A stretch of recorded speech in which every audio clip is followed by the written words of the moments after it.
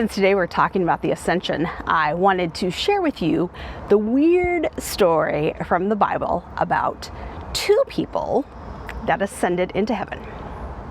Now, these people are particularly weird because we are told that they ascended into heaven without dying. So before I tell you who they are, do you want to guess? I'll give you a few moments to think.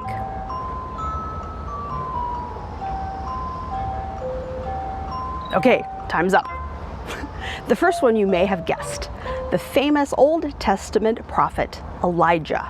Now, the reason you may have known this one is that we hear about it every 3 years as one of our assigned lectionary scripture readings that we read and hear in worship. It's found in the book of 2 Kings. Specifically, this dramatic account appears in the 2nd chapter. I'm going to read you a bit of it now. It goes like this. Elijah said to Elisha, "Tell me what I may do for you before I am taken from you." Elisha said, "Please let me inherit a double share of your spirit." He responded, "You have asked a hard thing. Yet if you see me as I am being taken from you, it will be granted you. If not, it will not." As they continued walking and talking, a chariot of fire and horses of fire separated the two of them. And Elijah ascended in a whirlwind into heaven.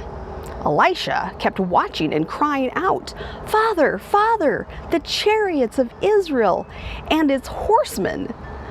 But when he could no longer see him, he grasped his own clothes and tore them in 2 pieces. Pretty dramatic, huh? Now, the second person to ascend into heaven without dying is probably someone that you have never heard of. Enoch. He is briefly mentioned in Genesis 5 in a listing of all the descendants of Adam. Enoch is the 7th generation after Adam and was the son of some guy named Jared. He was also Noah's great-grandfather, by the way. So here is a bit about Enoch from Genesis. When Enoch had lived 65 years, he became the father of Methuselah. Now, side note, you may know this, Methuselah is the oldest person mentioned in the Bible, living, we are told, to the ripe old age of 969. Okay, continuing on. Enoch walked with God after the birth of Methuselah 300 years and had other sons and daughters.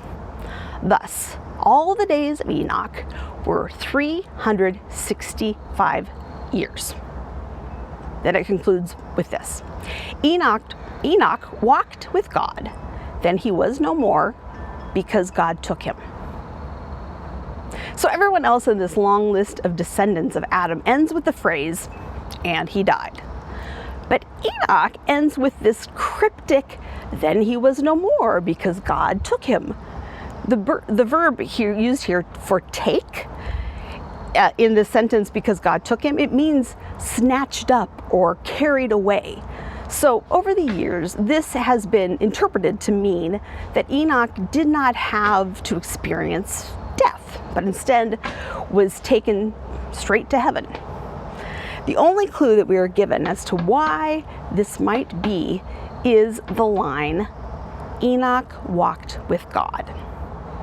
This is not said of any of the other descendants of Adam. Usually this is understood to mean that Enoch had a close relationship with God, or was a righteous person, or had great faith.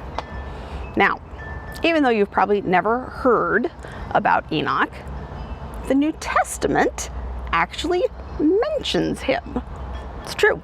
For example, in the book of Hebrews, in the part that starts with, "Now faith is the assurance of things hoped for, the conviction of things not seen. Indeed, by faith our ancestors received approval." You know, that whole big long part. Enoch is one of the ancestors mentioned. This is what it says about Enoch. By faith, Enoch was taken so that he did not experience death. And he was not found because God had taken him.